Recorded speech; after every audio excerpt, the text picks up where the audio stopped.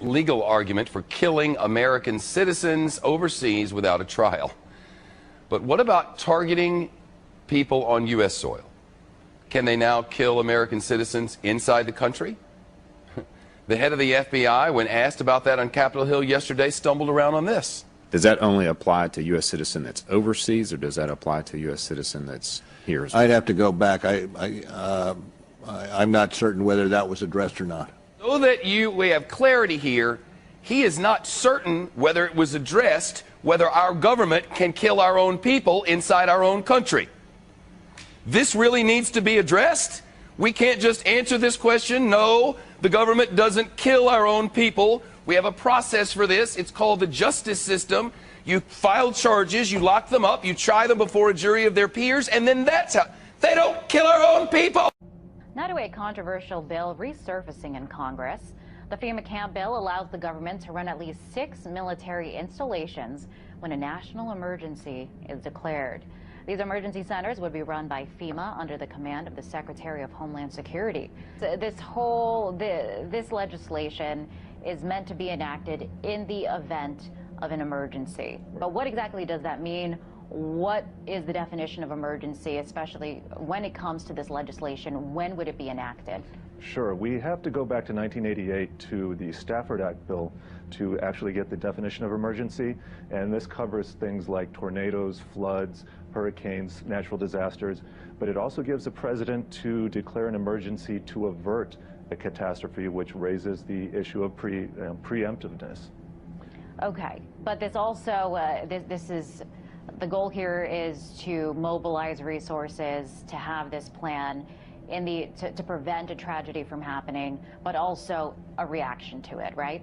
Yes, a reaction, and that's where some of the concerns for civil liberties activists comes in, because it's a slippery slope. Once the government has this power and all these centers are set up, and it's at least 6, maybe more, probably more, there is a real potential for the abuse of power here. Okay, interesting. You know, we have this map that shows how the U.S. would be divided in the event of an emergency, if we can pull that up there. There it is. So this is how the U.S. will be divided into districts. You see 10 of them there. This is according to the National Emergency Center establishment. Can you describe what this map is? What exactly does that mean? I mean, it doesn't really make sense in terms of states as we know them. What is this classification system? What are the purposes? It doesn't look like the map that you and I saw in elementary school. Not at all. Effectively, the U.S. has been cordoned off into these different districts. And so these new emergency centers will be spread out throughout the United States in most of these eventually. And it gives FEMA and the Department of Homeland Security jurisdiction over what goes on in these places during a time of emergency. Okay, I want to go into because this act does make some specific examples, some exclusions, set some limitations, I should say. So the National Emergency Center Establishment Act, what it does not do, it does not authorize any federal officer or employee to force an individual to enter a national emergency center or prevent an individual from leaving a national emergency center. So, Bob, it looks to me like there are some safeguards there. If you don't like it, you can leave. Well, I'd like to think so. And this was actually one of the other things that was changed in this new version of the bill. They added this. But if you read what they're saying, you know, federal officer or federal employee, that doesn't cover members of the military.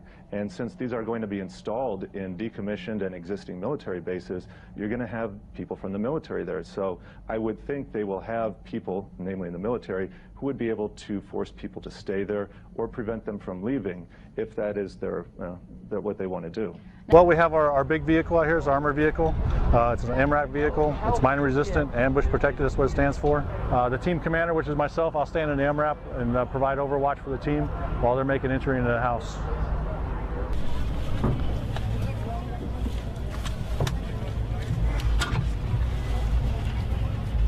We have gun ports in here, so we can actually shoot from within the vehicle. You may think it's pretty loud, but actually it's not too bad. But we do have gun ports there and in the back, and the two on the side as well. There are some people who say, you know, this is another sign that the U.S. government is preparing for some sort of mass civil unrest. The last time the federal government claimed that it could kill Americans was in the Civil War. And even Lincoln said it could only be done during combat. This federal government, this administration says it can kill Americans when they're riding with their children in a car in a desert. And the right side of the road was filled with, which I thought was portable toilets. I never looked at them that close. Same in color, maybe black, but which was an odd color. And I was sitting there going over my notes, and a van pulled alongside of me that turned out to be the property owner. And he greeted me, and he was by himself, and so we had a good little dialogue there, and I asked him about the field of black boxes. What were they? Because I'd never seen anything like that. And his statement was that if he told me, I would be one of few people in Madison, Georgia that knew about them. And he says they're disposable coffins, I believe he told me. And he says there's 100, at that time, he said there was 125,000 there. And they were stacked, he told me, 15 high. I asked him who owned them, and he stated that the CDC owned them and that they were leasing his land for storage. And he said his brother worked with the CDC in Atlanta and had been asked by the CDC to do a 3-year extension to place temporary morgues all across the nation.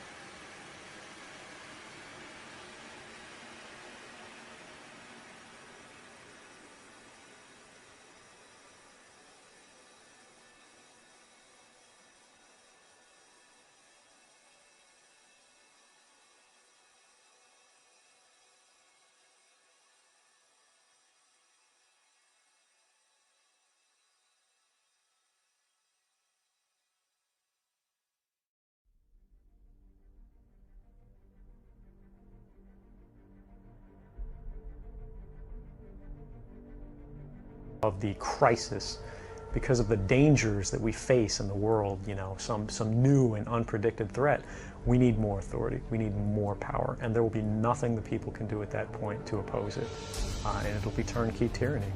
The U.S. has been cordoned off into these different districts, and so these new emergency centers will be spread out throughout the United States in most of these eventually, and it gives FEMA and the Department of Homeland Security jurisdiction over what goes on in these places during a time of emergency. Following the latest volley of attacks on the Syrian regime, and these rumors state that the Syrian President Bashar Assad will soon officially declare war on Israel. Now, many are dismissing these reports as strictly rumor. There is also speculation about the nature of this morning's attack, with some insisting that Israel's weaponry was nuclear-like.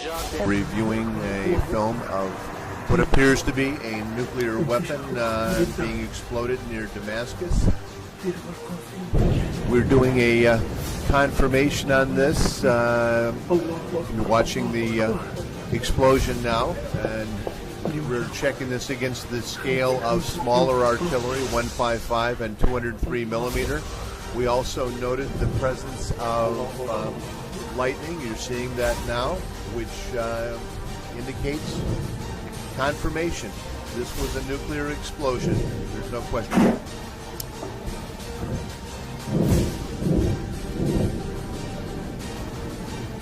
You will never see it coming.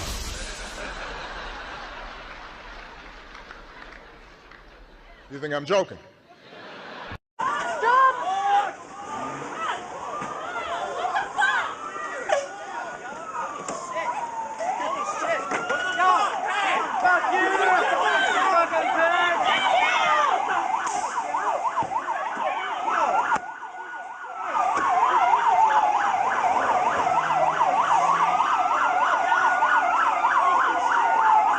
fuck is wrong with you? Go back to Kentucky.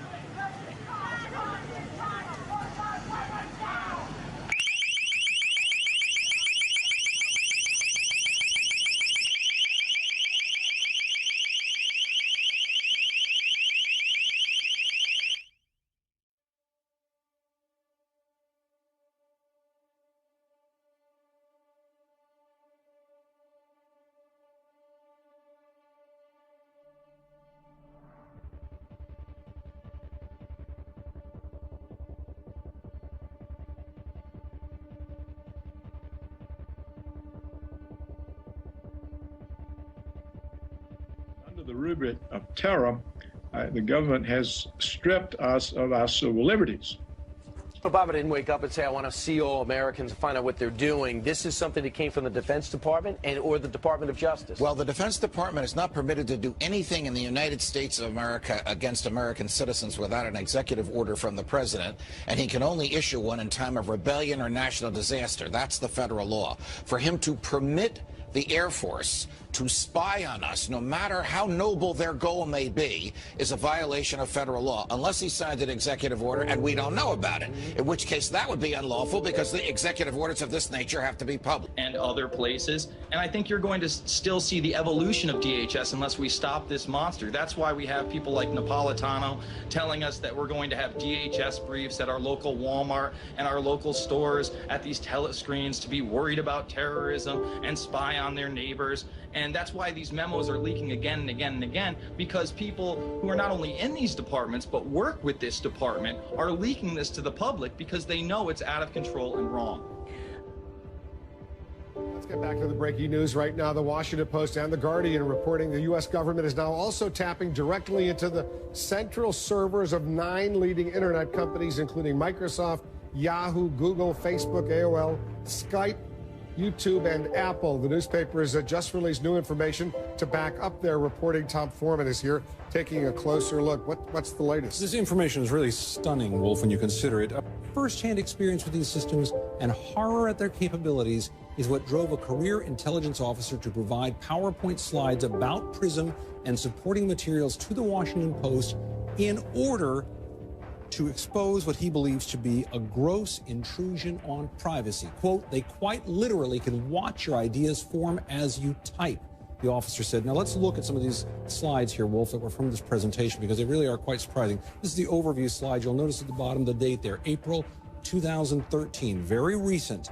Now look at what this thing is all about. If you move to the next slide here, you can see that they're talking in here about how communications flow from place to place on systems like Google and Yahoo, that they're apparently, according to this program, monitoring.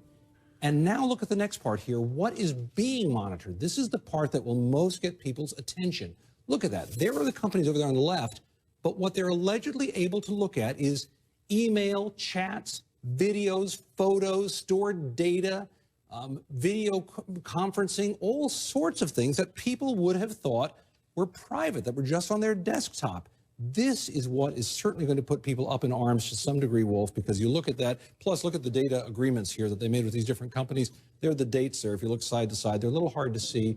You see at the bottom, 2007 up to 2013. That's the timeline of how they entered into this program with all of these companies that virtually all of us rely on all the time. Again, reporting from The Guardian and The Washington Post suggesting that all the coverage today about cell phones looks like the tip of the iceberg. Here's this ultra-secret program called PRISM they're reporting on, which has been allowing the government to look in on the desktops of computer users, if this report is correct, and simply see what we're doing, who we're communicating with, the things we're writing, the video messages we're exchanging, all sorts of things that, again, many, many computer users thought were private. Apparently, though, authorized by Congress and the Patriot Act, authorized by a judge with these foreign intelligence courts, authorized, obviously, by the President of the United States. We're going to have much more on this coming up. We'll see what's going on, but pretty shocking information.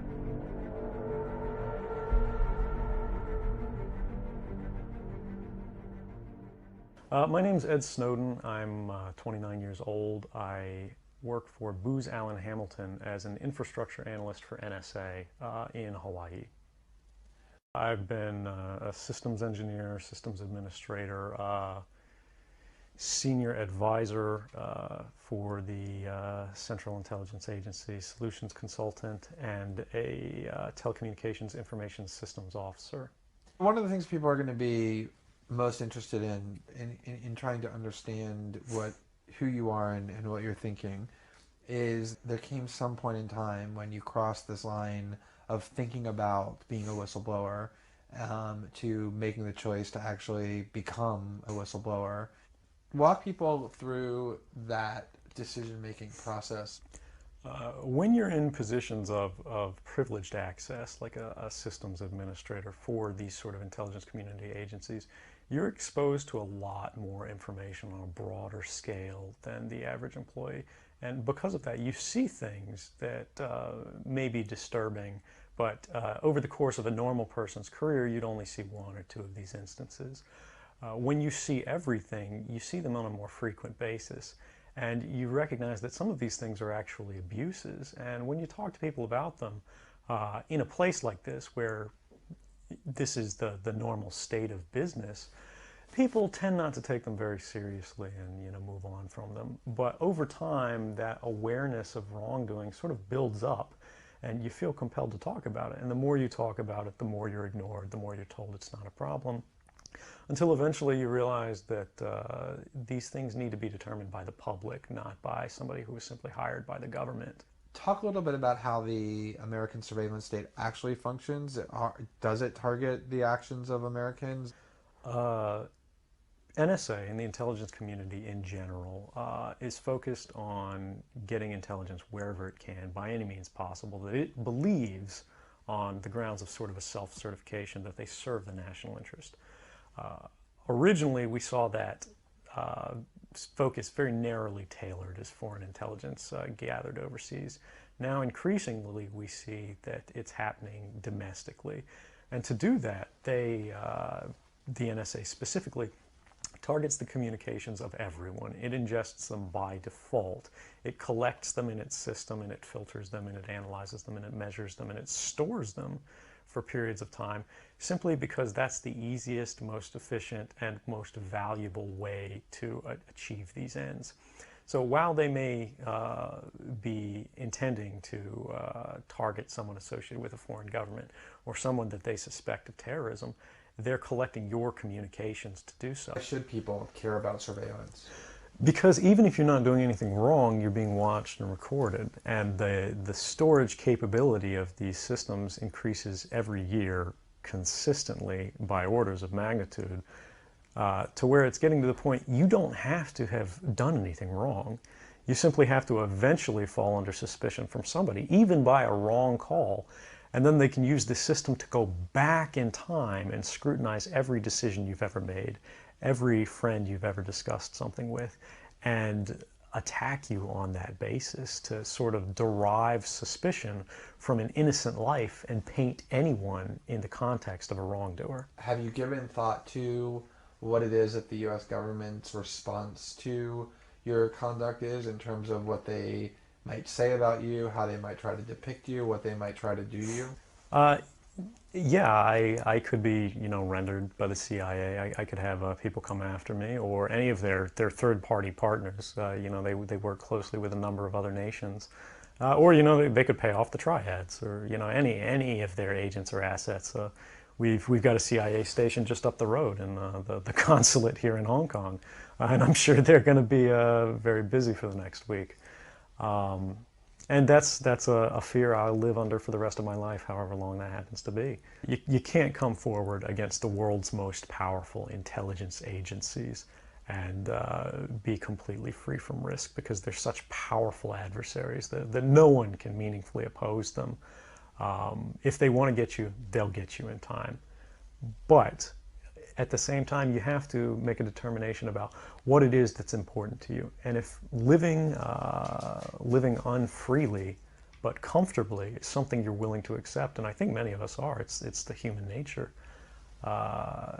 You can get up every day, you can go to work, you can collect your large paycheck for relatively little work against the public interest, and go to sleep at night after watching your shows. But if you realize that that's the world that you helped create, and it's going to get worse with the next generation and the next generation who extend the capabilities of this sort of architecture of oppression, you realize that you might be willing to accept any risk. And it doesn't matter what the outcome is, so long as the public gets to make their own decisions about how that's applied. The greatest fear that I have regarding the outcome for America of these disclosures is that nothing will change. People will see in the media all of these disclosures. They'll know the lengths that the government is going to grant themselves powers unilaterally to create greater control over American society and global society. But they won't be willing to take the risks necessarily to stand up and fight to change things, to force their representatives to actually take a stand in their interests. And the months ahead, the years ahead, it's only going to get worse until eventually there will be a time where policies will change, because the only thing that restricts the activities of the surveillance state are policy. Even our agreements with other sovereign governments, we consider that to be a stipulation of policy rather than a stipulation of law.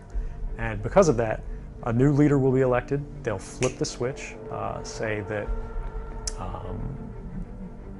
because of the crisis, because of the dangers that we face in the world, you know, some new and unpredicted threat, we need more authority, we need more power, and there will be nothing the people can do at that point to oppose it, and it'll be turnkey tyranny.